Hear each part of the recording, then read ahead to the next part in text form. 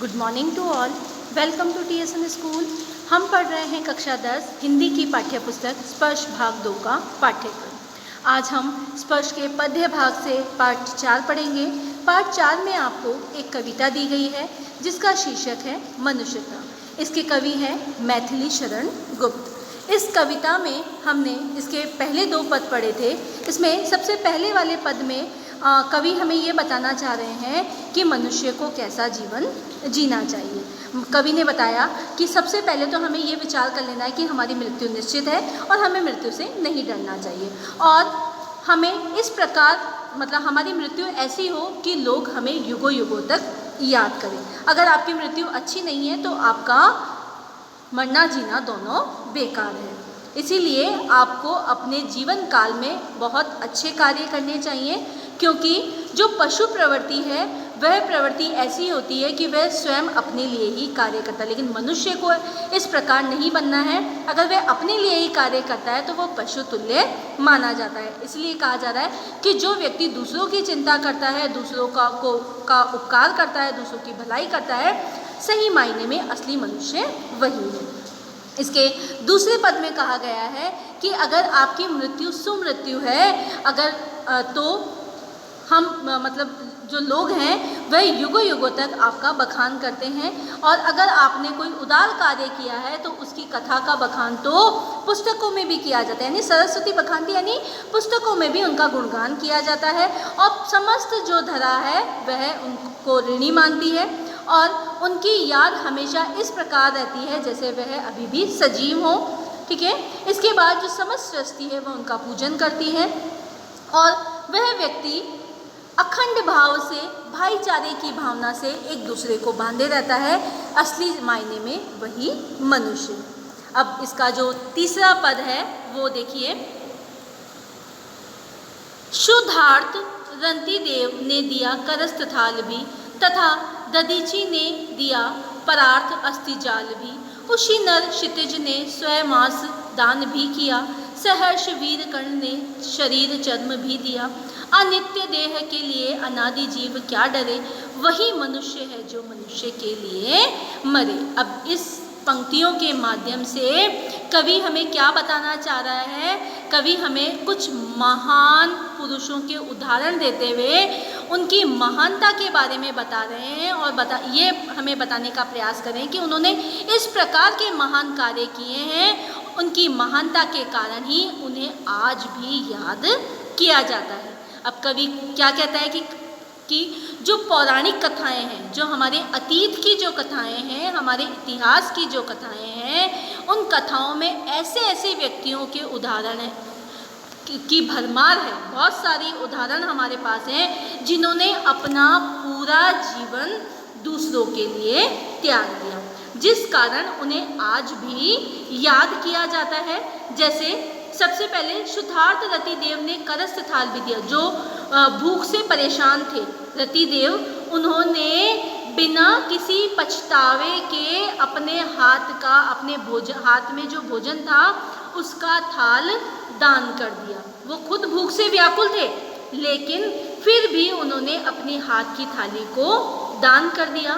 तथा ददीची ने दिया परार्थ अस्थिजाल भी, और महर्षि ददीच जो हैं ने अपने पूरे शरीर की जो हड्डियां हैं वो इंद्र को दान में दे दी। किस लिए दे दी? वृक्ष बनाने के लिए दे दी। हथियार है ना, औजार बनाने के लिए अपने हड्डियों का अस्थिजाल दान में दे दिया। उशीनर क्षितिज ने स्वयमास भी दान किया। अब जो उशीनर देश के राजा शिवी थे, उन्होंने कबूतरों की जान बचाने के लिए अपना पूरा मांस दान कर दिया। सहर्ष वीर कर्ण ने शरीर चर्म भी दिया, और जो वीर कर्ण है उन्होंने अपने शरीर को खुशी खुशी, अपने शरीर का जो कवच था उसे खुशी खुशी दान कर दिया। कहने का तात्पर्य यह है यहाँ पर कि मनुष्य इस नश्वर शरीर के लिए क्यों डरता है, क्योंकि है ना, अनित्य देह के लिए अनादि जीव क्या डरे। कहने का तात्पर्य है कि ये जो शरीर है, हमने पहले ही पद में पढ़ा कि हमारी मृत्यु निश्चित है ना। अनिश्वर जो शरीर है, अनित्य जो देह है, जिसका कोई पता नहीं है कि हमारी मृत्यु कब आ जाएगी, इस मृत्यु के लिए, इस सजीव के लिए हमें क्यों डरना चाहिए? क्योंकि असली मनुष्य वही है जो मनुष्य के लिए मरता है, जो दूसरों के लिए अपने आप का त्याग करता है, सही मायने में वही मनुष्य है। फिर से देखिए पंक्तियाँ। सबसे पहली लाइन में जो सुधार्थ रतिदेव हैं, उन्होंने अपने हाथ का थाल, जो आखिरी उनके हाथ में भोजन का थाल था, उसे भी दान कर दिया, जबकि वह स्वयं भूख से व्याकुल थे, लेकिन उन्होंने दूसरों की भलाई के लिए अपना हाथ का थाल दान कर दिया। इसी प्रकार महर्षि दधीच ने भी अपनी अस्थियों का जाल किसको दान कर दिया? इंद्र को दान कर दिया, ताकि वह जो असुर और देवताओं के बीच में जो समुद्र मंथन के समय जो लड़ाई चल रही थी, उसमें लड़ने के लिए उन्हें जो वज्र बनाना था, उसके लिए महर्षि दधीच ने अपनी अस्थि जाल दान कर दिए। इसी प्रकार उशीनर देश के जो राजा शिवी थे, उन्होंने अपना स्वयंमास दान कर दिया। किसके लिए? कबूतरों की जान बचाने के लिए। इसी प्रकार वीरकर्ण ने भी अपना शरीर का जो कवच था, उसे दान कर दिया। क्यों? क्योंकि हमें इस अनित्य शरीर के लिए नहीं डरना चाहिए, क्योंकि ये तो नश्वर है, कभी भी खत्म हो सकता है। इसलिए जो दूसरों का परोपकार करे, दूसरों की भलाई करे, अपने आप का त्याग करे, वही मनुष्य असली मनुष्य है। क्लियर हुआ? चौथा पद देखिए। सहानुभूति चाहिए महाविभूति है यही, वशीकृता सदैव है बनी हुई स्वयं मही, विरुद्धवाद बुद्ध का दया प्रभाव में बहा, विनीत लोक वर्ग क्या ना सामने झुका रहा, आहा वही उदार है परोपकार जो करे, मनुष्य वही है जो मनुष्य के लिए मरे। अब यहाँ पर क्या कह रहे हैं?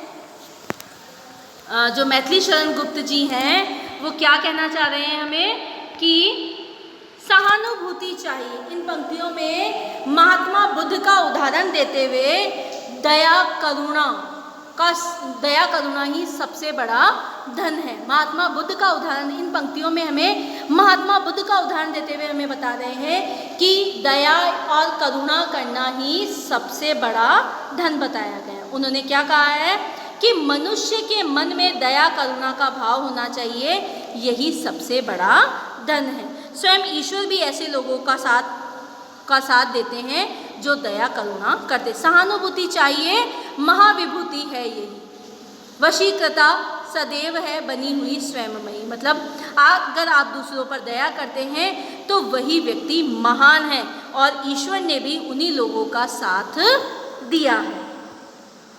विरुद्धवाद युद्ध बुद्ध का दया प्रभाव में बहा, विनीत लोग वर्ग क्या ना सामने झुका रहा। अब यहाँ पर क्या कहा गया? इसका सबसे बड़ा उदाहरण क्या है? महात्मा बुद्ध है, जिसने लोगों के दुख को देखा नहीं गया और लोक कल्याण के लिए दुनिया के नियमों के विरुद्ध चले गए। विरुद्धवाद बुद्ध का दया प्रवाह में बहा, उनकी दया के कारण ही वह संसार के नियमों के विरुद्ध चल गए, क्योंकि उन्हें लोगों का दुख देखा नहीं गया। इसके लिए क्या पूरा संसार उसके सामने झुकता?